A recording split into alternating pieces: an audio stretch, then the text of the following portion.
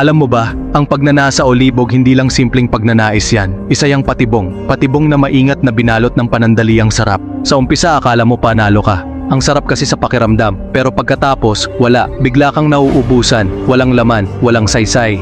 Parang kumain ka ng pagkain na walang sustansya, busog ka saglit pero bigla kang hihina. Niloloko ng pagnanasa ang utak mo, pinapapaniwala kang may natapos ka, may naabot ka, pero ang totoo, inubos mo lang ang lakas mo, yung energy na dapat ginamit mo sa pangarap mo, yung willpower na kailangan mo para ituloy ang laban mo sa buhay, nauwi lang sa wala. Bawat pagbibigay mo ay isang pagnanakaw sa sarili mo, yung drive mo na dapat nagtutulak sa'yo pataas, hinihigop nito pababa. Ang pinakamasakit na parte, ginagawa ka nitong alipin ng sarili mong impulses. Isipin mo to, paano ka bubuo ng magandang buhay ng matibay na relasyon, ng respeto sa sarili. Kung hindi mo kayang magsabi ng hindi sa isang screen lang, sa isang larawan lang, sa isang panandaliang tukso, yan ay hindi kalakasan, yan ay kahinaan, at naiintindihan kita, kasi napagdaanan ko rin yan. Hindi kita hinuhusgahan, kinakausap kita bilang kaibigan na nakabangon na. Karamihan kasi ng tao natalo sa laban na to dahil mali ang paraan nila, umaasa lang sa willpower. Yung tipong pipigilan ng sarili hanggang sa mapagod, pero ang willpower parang baterya yan, nauubos. Hindi ka aakyat papunta sa mga pangarap mo sa ganung paraan. Ang totoo, babagsak ka papunta sa sistema mo. Kung sira ang sistema mo, sira ka rin. At hulaan mo kung bakit ka natatalo ngayon. 3 bagay ang dahilan. Una, yung cellphone mo laging nasa tabi mo. Abot kamay anumang oras. Pangalawa, mag-isa kang nag-i-scroll ng hating gabi. Walang direksyon, walang pakay, walang nagbabantay sa'yo kundi ang sarili mong kahinaan.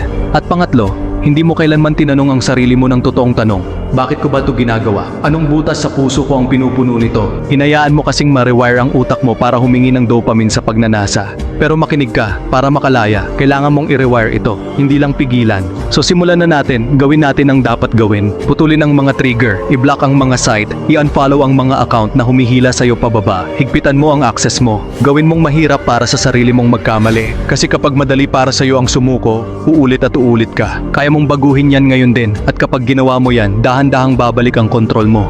Magkakaroon ka ng puwang para sa panibagong simula, isang simula na hindi ka alipin, kundi isang taong may hawak na ng sarili niyang buhay. Pero hindi sapat na tanggalin mo lang, kailangan mong palitan mo ng bagong gawi. Kasi kapag inalis mo lang yung laso na yon, may bakanting space na maiiwan. At ang bakanting space na yon ay mabilis na pupunuin muli ng dating bisyo.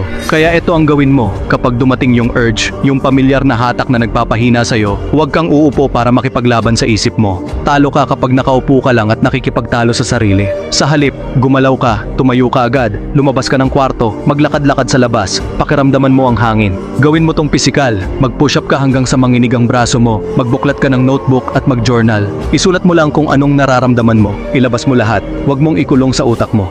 Sa pamamagitan ng paggalaw ng katawan mo, binibigyan mo ang isip mo ng bagong direksyon. Bagong focus, nire-rewire mo na ang utak mo nang hindi mo namamalayan. Kaya sa susunod na dumating ang tukso, hindi ka na nakaupong nagdurusa, kundi gumagalaw ka ng may kontrol. Ikaw na ang nagdidikta sa katawan mo, hindi na ang putang inang libog o pagnanasa na yan. At ngayon, humukay tayo ng mas malalim. Kailangan mong unawain ang iyong bakit. Tanungin mo ang sarili mo ng tapat. Bakit ba kita hinahanap? Bakit ba ako nahuhulog? Nag-iisa ba ako? Totoo bang pakiramdam mo mag-isa ka sa laban na to? O bored ka lang at walang ibang excitement sa araw mo? O mas malala, manhid ka na. Wala ka nang maramdamang saya sa ibang bagay kaya dito ka na lang humuhugot ng panandaliang pakiramdam. Madalas, ang pagnanasa ay maskara lamang ng mas malalim na sakit.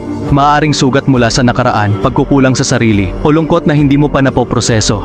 At kapag hindi mo hinarap ang ugat, kahit ilang beses mong pigilan ang sarili mo, babalik at babalik ka lang.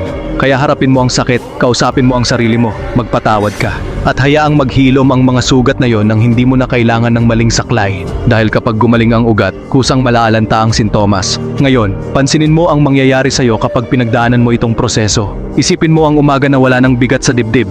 Gigising ka ng may kontrol. Hindi yung tipong kontrolado ka ng impulses mo, kundi ikaw mismo ang may hawak ng manibela ng buhay mo.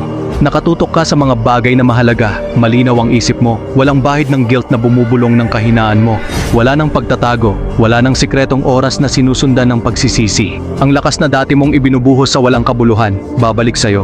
Mapapansin mong tumataas ang enerhiya mo at kasabay nito, ang kumpiyansa mo ay unti-unting bumabangon muli. Titigil ka ng maging sunod-sunuran sa pagnanasa at sisimulan mo ng pamunuan ng sarili mong buhay. Ito ang tunay na kalayaan, hindi yung walang tukso, kundi yung kaya mong harapin ang tukso at ngumiti dahil alam mong mas malakas ka na. Kaya pakinggan mo kong mabuti, hindi ka mahina, hindi ko sinasabing mahina ka, sinasabi ko lang na hindi ka pa sanay.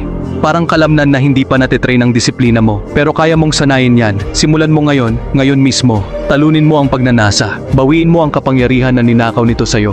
Dahil ang totoong laban, ang pinakamatinding digmaan, hindi yan nangyayari sa labas ng katawan mo. Hindi sa mundo, hindi sa mga tao sa paligid mo. Nangyayari yan dito sa loob ng isip mo. Pero ito ang pinakamagandang balita na maibibigay ko sa'yo ngayon. Ang laban na yan, kaya mong ipanalo. 100%, hindi dahil sa ako ang nagsasabi nito, kundi dahil sa ang totoo. Nandyan na sa'yo ang lahat ng kailangan mo. Pakinggan mo ang sarili mo, may lakas kang hindi mo pa nagagamit, may apoy na naghihintay lang ng unang hakbang mo.